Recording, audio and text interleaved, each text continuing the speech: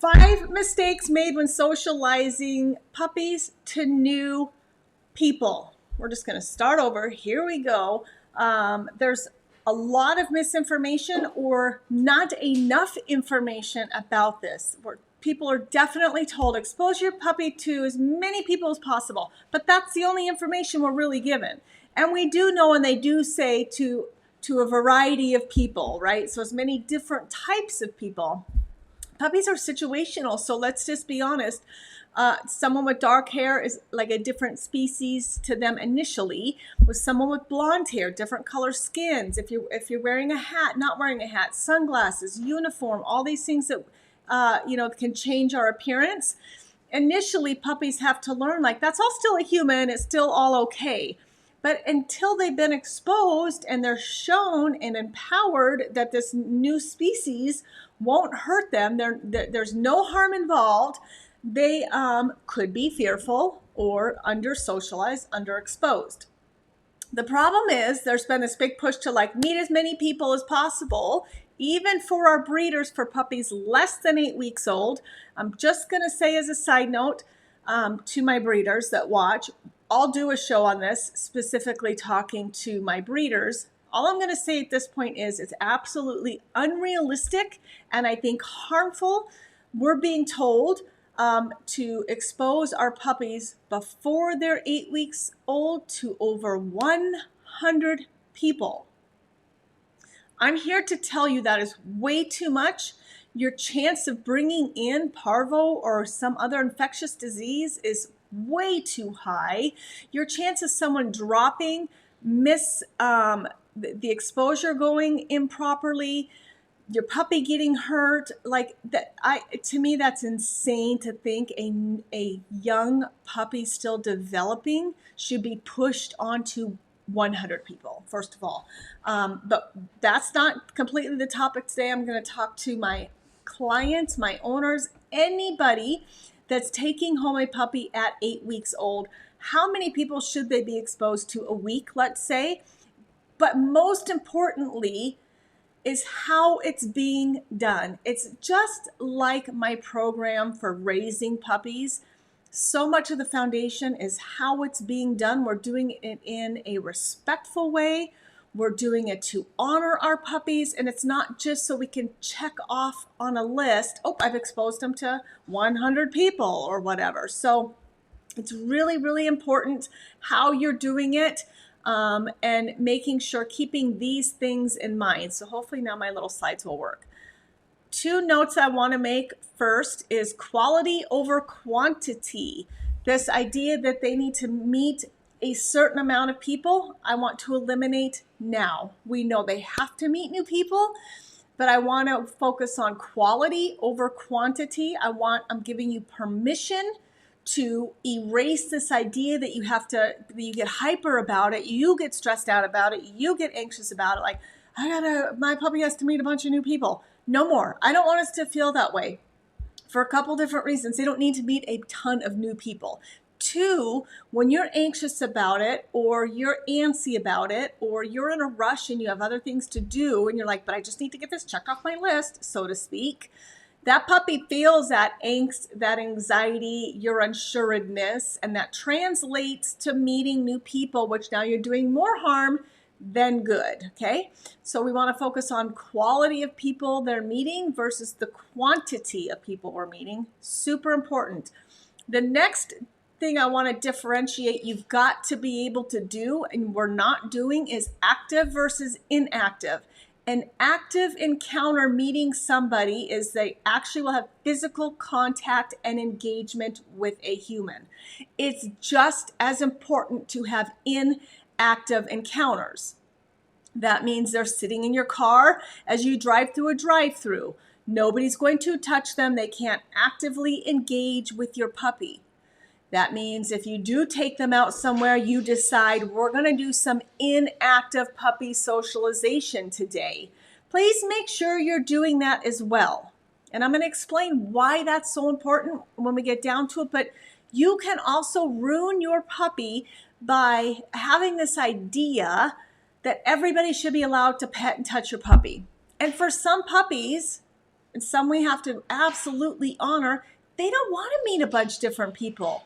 They leave at 8 weeks old neutral. They're not fearful, but they're also asking for some respect, that they don't want to meet a bunch of strange people. They don't want a bunch of people reaching to them, coming and touching them, trying to hug them, trying to put both their hands on their face and ruffle, oh my gosh, this puppy's so cute, kind of intensity, that kind of meeting, okay? So we have to focus on, though, we want active and we want inactive encounters. So I want my puppy to have just as many inactive encounters as active. If they're all active and it's too much or it's not managed, your quality isn't as good, you'll get overexcited puppies because they look at everybody like, oh, they're going to pet me, they're going to pet me, they're going to pet me, right? And they get overexcited and they're jumping and now they're barking and now they're lunging because they're like, oh my gosh, it's a person and every person pets me, okay, right? You've allowed that to continue and inadvertently train that dog to be overexcited because when they got excited to meet somebody, you rewarded that excitement by letting them go and meet the person. Then they got rewarded by getting love and affection. We don't want to give love and affection in an excited state of mind. So as soon as I start seeing a dog getting excited to meet new people, I'm like, I need to switch. We need to do more inactive encounters where we're neutral and we just walk by people, okay?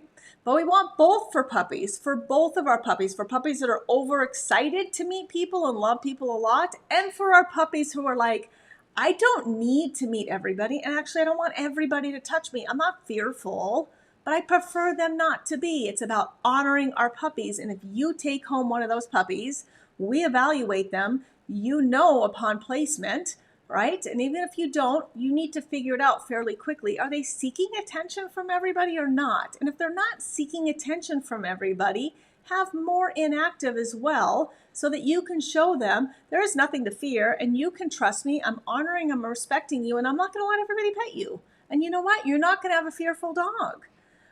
And we don't also need to let everybody pet our dog, right? Like your dog is yours. It's working for you.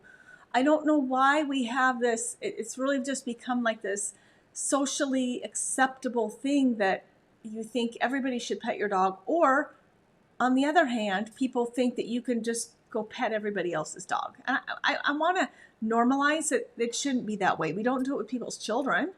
We don't walk into stores like, oh, it's a toddler and go up and start touching them and talking to them. And if you do, you shouldn't. So I want you to, number one, make sure your dog is being honored and given a voice, because we can eliminate a lot of this fear. We just have to do it correctly. Quality over quantity, active versus inactive. All puppies need to experience both. They need to have active encounters with people, and they need to have a lot of inactive encounters with people.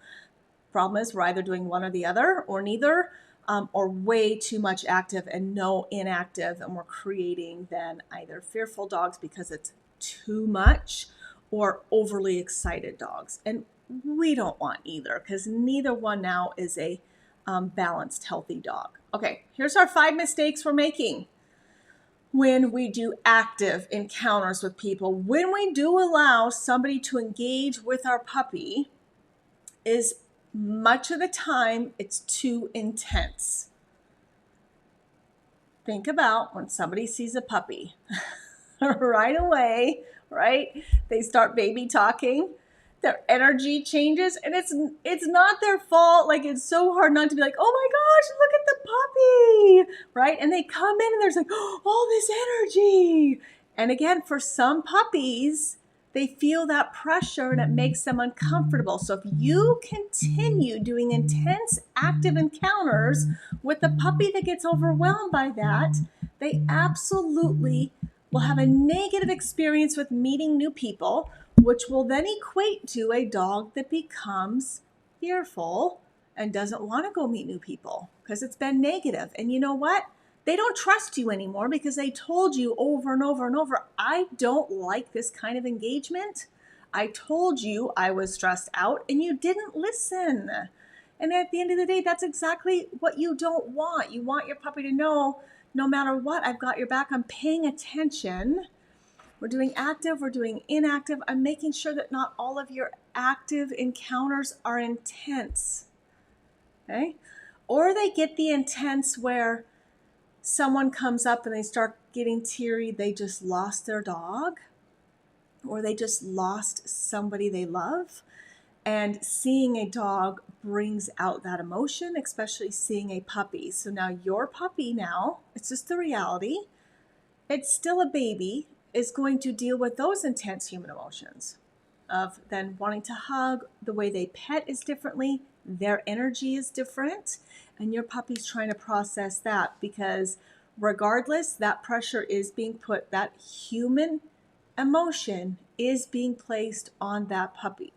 So you have to gauge that, you have to moderate that, you have to manage that as their reliable, trustful leader. We don't want all of their active engagement to be intense. We want some neutral. So sometimes if you have that random stranger come up to you, say, you know, we're in training, and actually today what I need you to do is be super calm. Like, just, people are really willing to help, and especially if they can touch your puppy, they're like, yeah, I'll do whatever. When they're bigger, I'm like, yes, you can pet my puppy, but I have a few things I need you to help me with first. I need to make sure she's sitting and she's calm, and as soon as she is, then you can pet her. I'm certainly not going to allow a stranger approach my dog get excited, my dog jump, and let them pet them. But we do that, and it just creates a bigger and bigger problem. And so help, just ask them. Actually, in fact, I'm so glad you asked, can you help me with some training? This is what I need you to do. And most of the time people are like, they're so excited. They're like, yeah, we'll do it, like, whatever. Okay, now can I pet? Now, has that been long enough? Like, sometimes I'll delay. I'll make sure they're sitting, they're calm. And I'm like, okay, I'll tell you when you can pet them. And they're really willing to help make your dog better. And I love that. So don't be afraid to ask. The second mistake we're making is missing stress signals. So even if it is intense, even if it's not intense, puppies still have their threshold, just like we do. Think about how long can you actually be held or touched, or someone poking and prodding and rubbing on you, right? Like, how long, what is your threshold? And again, every puppy's different. Some are like, the longer the better, that's great. They're little attention whores. And others are, please, nobody that I don't know, please, please actually don't touch me. Thank you very much. And so you have to watch for stress signals. And as soon as your dog gives you a stress signal, it is your responsibility to then stop the active engagement. Be like, okay, well, actually, I got to get going. Thank you. Stress signals, yawning. If someone's holding my puppy or even petting my puppy and they yawn, I'm going to end the active engagement. If they try to avoid being pet, they just slightly turn their head, they turn into me, they're looking like they're avoiding that interaction, that's a stress signal. If they start panting, that's a stress signal. If their ears are pinned, that's a stress signal. If they're being held, sometimes that's a lot harder to gauge. If they're not being held and they leave, don't let people chase them down and pick them back up. They were very clear in saying, I'm done with this engagement right now. Like, let them have some say. That one's coming up. But don't miss their stress signals. That is your job. If you're socializing them to new people, you have to be paying attention to intensity, number one. Number two, watching for stress signals. You want that puppy to know without a doubt, when I feel overwhelmed and when I feel like I'm done with this active engagement, I know my human that I can trust will end the engagement. And you know what you start to build? Trust. And then you start to build respect. And that is the most beautiful thing you can do. And you'll end up with the dog that's not going to have fear issues, because there's nothing to fear, because you have shown them over and over again, you have their back, literally. You're not going to put them in a situation where they feel uncomfortable. The third mistake we make when exposing our puppy to new people is it's just too long or too many people. Like, it's just too much. Puppies don't want to be held all the time. Puppies' temperatures, fun fact, run warmer than humans. Ours is 98, and average dog temperature is 100 degrees. So they get too warm, which then makes them more stressed out, and they try to give you stress signals. And if you miss it, nobody wants to be uncomfortable, either too cold or too hot. And so they can start to associate as well people with discomfort. They're too warm. I just want to stretch. I'm not comfortable anymore. And we're missing the stress signals again. And then we're going to have negative association with meeting new people. And at the end of the day, it never really was about humans. It's about these circumstances that happen during the socializing, but then it presents itself as fear to new people. So number one, again, we have to, when socializing our puppies, watch for intensity. Number two, not miss stress signals. Number three, not too long or too many people in a short period of time. Number four, not enough of a variety. You do, as now a responsible puppy owner, to make your dog as neutral and balanced as possible, they do have to be exposed to different types of people. We talked about puppies being very situational. So if they're raised by a breeder like myself with dark hair, or all light-skinned family, then when they see blonde hair or darker skin, to them initially it's an actual different type of species is the best way to explain it. So it's like, are they safe? Like, am I going to have a good interaction? So you just have to keep exposing them. The same thing if you put sunglasses on, it's like, whoop, now it's a different species. Put a hat on, put a scarf on, put a coat on, put a face. Like, there was a big issue when COVID hit because of all the face masks, because dogs weren't used to seeing people with the face mask. And they're like, no, wait, what just happened? You know, like, what is this? What am I supposed to do with this? So as many things you can do, first of all, just in your home with your kids, with your family. Hats, scarves, uniforms, umbrellas, carry around walking an umbrella, be like, okay, yay, like fun training and make it fun. But then when you're going out meeting new people, also think about, am I hitting a variety of type of people? And that includes age as well. Are you having a safe, fun, short and fun encounter, active engagement with young children, with teenagers, with the elderly? Are you then also having inactive engagement with a variety of people? So sometimes they meet people, sometimes they don't. We want a very neutral feeling around people. We don't want overexcitement, and we don't want fear. We want neutral, right? Can you imagine just walking your dog anywhere and they're just neutral about everything around them, including people? So exposing them, but again, doing it correctly, not pushing too much, is so important. So think about, as now like their owner, as their trainer, we do need a variety of things people wear, plus skin color, hair color, height, and age. Okay, so those are the important things to think about. Number 5, always being held. So puppies tend to, the only kind of active engagement they have with new people is what? Yep, being held. Puppies don't want to be held all the time. They do want to stretch their legs and play and sniff. That's a great de-stressor, and we're not allowing it. So they're like, every time I meet a new person, I'm being held, and I'm being held too long, and it's too intense, and I'm too warm, and I'm giving these stress signals, and nobody's paying attention. So you know what? I actually don't like meeting new people because of all these negative things. So pay attention to making sure they're able to meet new people, but they actually have the say in how much they engage. So this is really fun when new people come over that haven't met your puppy. We play a game called, I'm going to sit you in the middle of the floor, and here's some toys. You can't, this is great with kids too, even if you bought the puppy and this is the puppy's kids, practice this. You can't move your butt. You have to stay in the same spot on the floor, and the puppy gets to decide when they come and engage with you and what toys they want to play with. And then you can play off of that. So you kind of let the puppy decide what the active engagement will look like, and the puppy gets to decide if it's going to be active or inactive, and they can switch back and forth on the kind of engagement that they want to have. Do you see how powerful this is?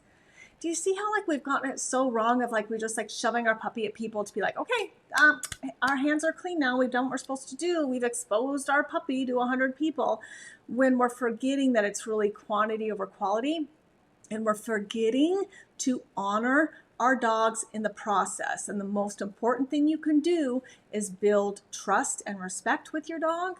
And then at the end of the day, it doesn't matter if they met 5 people or 50, if none of these mistakes were made and you were on point and that puppy felt safe, then they will continue to do so when they do come across something they haven't encountered yet. And that is what is so empowering, and that is what is so powerful for our dogs. So we play that fun game of the human sits and the puppy gets to decide active, inactive engagement. What toy are we going to play with? Are we going to play fetch? Are we going to play tug?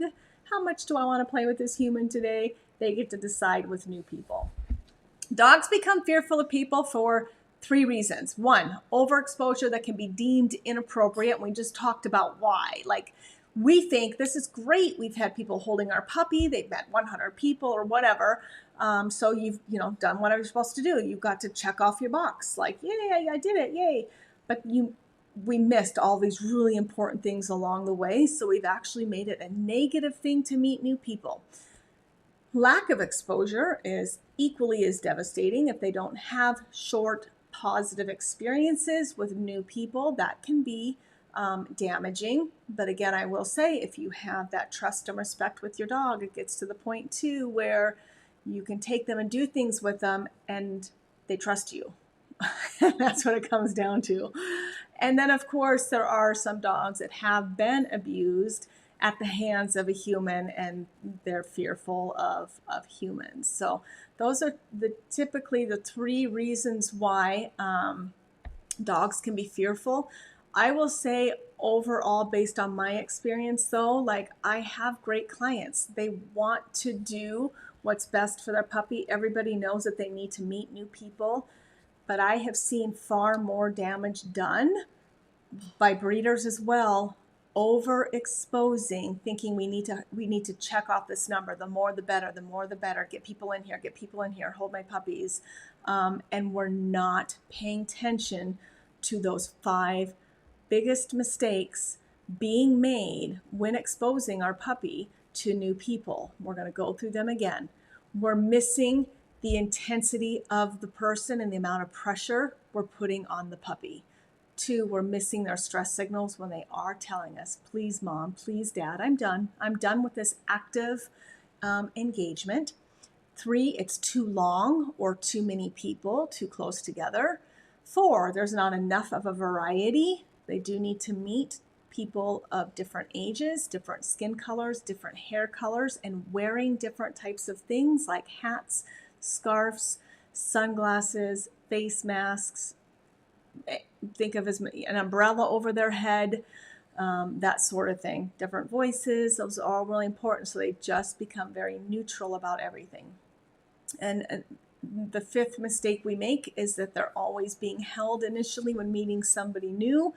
And it needs to be, they have to have more free will. Help train people too. People should not come in and put their hand over a puppy's head. That is just dog meeting 101. You come in over their head, they're going to potentially naturally duck. Wouldn't you? We don't go around patting each other on the head to meet each other. We go in and shake hands, right? It's even. We go in, we shake hands, we're on even level playing field. Dogs meet each other by sniffing each other's face or rear, but that's even. Do you see how that's even playing field, the same?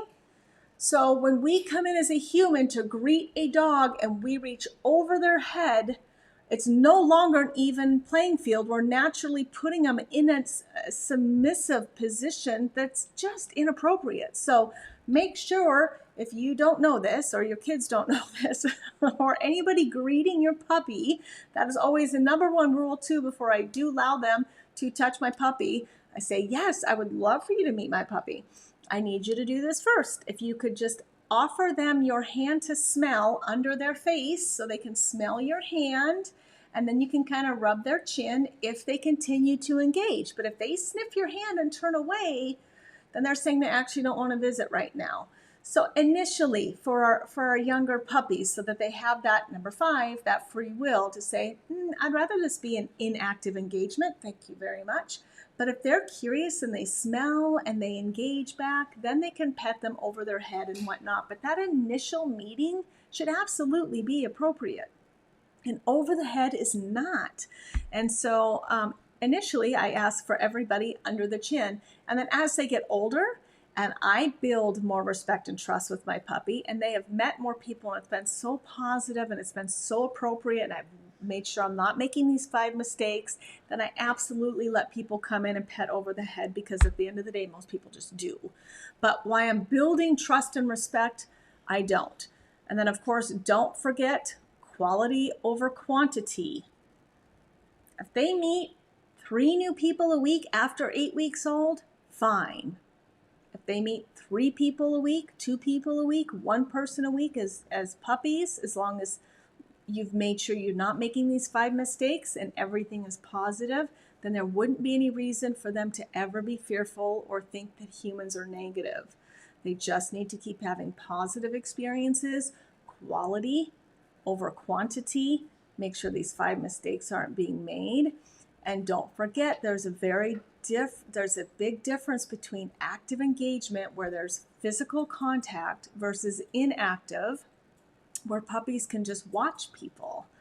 And that's really important too. And a part of still socializing with people is inactive, like observation. So I love, one of the things we do here when we're training puppies is they go in the car, roll down the window, drive really slow through the parking lot of Walmart. They get to hear and see and smell a lot of different things, but everything's very safe. Everything's very inactive, right? I would never take a puppy from my house into Walmart like that. That's way too big of a step. So we would go from in the house to inactive engagement and move toward active engagement. So it's very natural, very safe, very respectful, in a very trusting manner. So that is my take on exposing our puppies to new people, ensuring that it's done with nothing but respect and trust at the forefront. I'm here to give you permission and tell you they don't have to meet tons of people. They do need to absolutely meet new people. There does have to be the variety, but keep in mind not to make these 5 mistakes. Sabrina added, licking the lips is a stress signal as well. Absolutely. If they start smacking or licking, their mouth, that's a stress signal. Yawning, lip smacking, ears pinned, even whining, avoidance, panting, all are stress signals. So learn your puppy's stress signal as soon as possible and honor them accordingly. At the end of the day, if your dog only prefers inactive engagement, who cares? If you can take them anywhere and they're neutral, they don't growl, they don't bark, because they trust you. Hey, mom's not going to let anybody touch me. So why would they fear people, right? But what we do is we see a dog fearful and we do the exact opposite. Okay, everybody needs to come pet my dog to show them, but you're doing the exact opposite of what should be done. No, you know what? Look, I'm going to show you can trust me. You've told me you don't want to meet new people. I hear you. I honor you. I respect you. But the rules are going to be in my pack then, though. There will be no growling. There will be no fear of people. So we're going to go out in public over and over and over again, and nobody's going to have an active engagement with you. Try that. Things will change. Why does your dog have to meet everybody? What's wrong with the dog that just walks beautifully at the left on a heel and is completely neutral to everybody? There's nothing wrong with that. So there you have it. Happy Friday, everybody. I'm Jeanette with 4A Kennels, Healing Hearts, Badass Breeder. We're not only healing hearts and changing lives to the power of a dog, but we are changing breeding from bad to badass. We are teaching and empowering our breeders, our puppies, and our owners, because our dogs deserve more. Our dogs deserve to feel safe, respected, and honored for who they are. They deserve to know the world is safe, people and kind and dogs are friendly, and they deserve to know that they can, without a doubt, trust you. And this is one way you can continue to show them that they can trust you and the world is safe. They are honored, their voice is heard, and there's no reason to fear people. So just don't make those 5 mistakes when socializing puppies to new people. Have a great weekend.